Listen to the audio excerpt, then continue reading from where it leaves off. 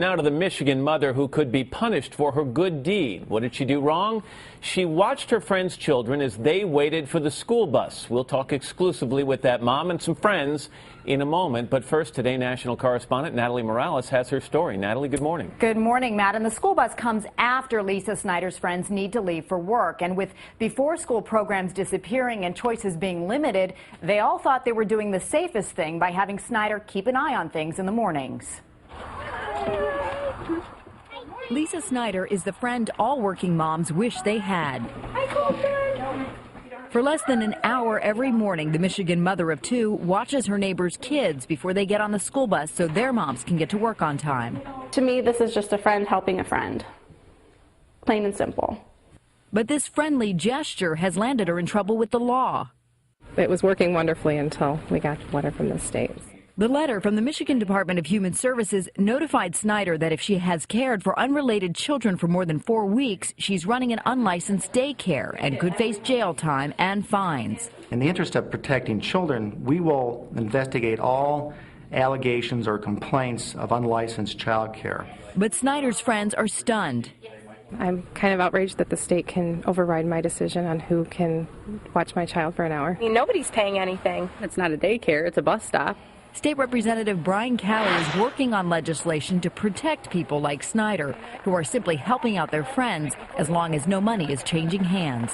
It takes a village, but in Michigan, I guess we're saying it takes a licensed village.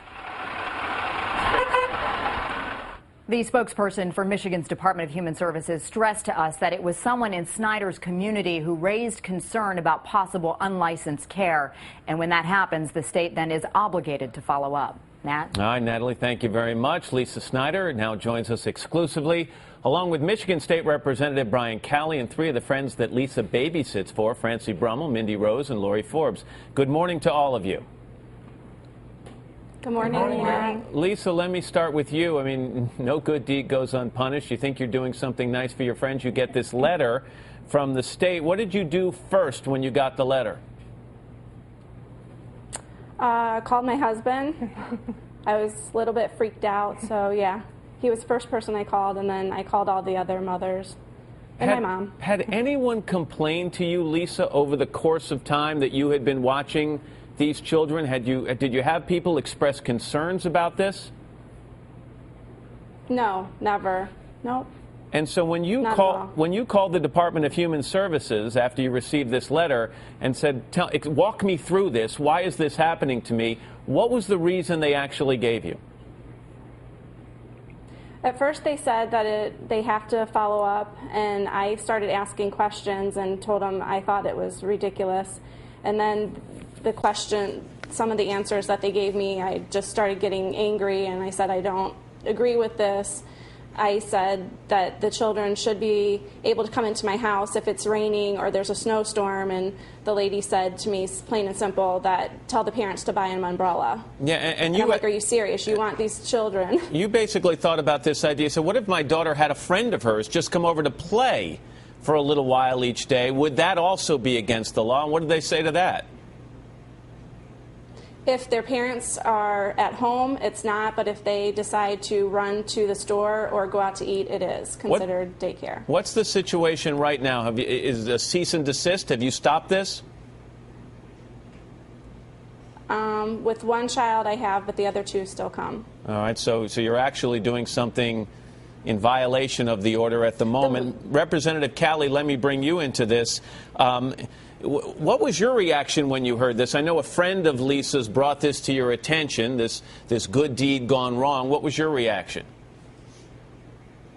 I found it very difficult to believe. When I read the letter and the account of what happened, I thought, surely I must be missing something here. I called the department personally, and they did confirm that the letter and everything in it was true, and that was the position of the department, that a daycare license was necessary for the kids to wait for the bus in this house. You say you might be missing something. Let me play devil's advocate for a second, if you all don't mind. And I hate hypotheticals, but what would happen if this group of children is in Lisa's house one morning, and an accident occurs, a fire breaks out, or if one of the children has an accident, eats something, and has a bad health reaction, wouldn't Lisa then be exposed to real legal jeopardy? For example, there are no exit signs in her house like you'll find at a licensed daycare center. Wouldn't that be part of the problem?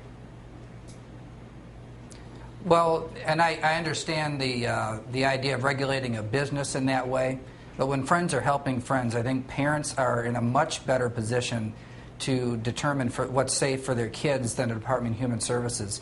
There is no amount of testing or interviews or applications that somebody could fill out and send into the Department of Human Services that would make them more capable of determining a safe environment for their kids than the parents themselves. And you're trying to pass legislation now, I understand, Mr. Calley, to kind of get around this or do away with that law? That's right. The law itself is taken way out of context. It's meant to regulate businesses, the business of providing daycare services. It's not meant to apply to friends helping friends in this way. And so what I'd like to do is clarify the law and take away the ability of the department to apply it in this way. Lisa, I guess the final question is, apparently someone ratted you out. Someone called the state about. Do you have any idea who that was? No. None whatsoever. All right. Well, hopefully we can. It has to be someone. I'm sorry. It has to be someone close by that can see what's going on. Well, and I know the ladies around you certainly hope this gets sorted out real soon so that you continue to do them a good deed. And Lisa, thanks for joining us. Ladies, thanks for you being with us as well. And Representative Calley, it's nice to see you. Thank you so much. Thank you. All right.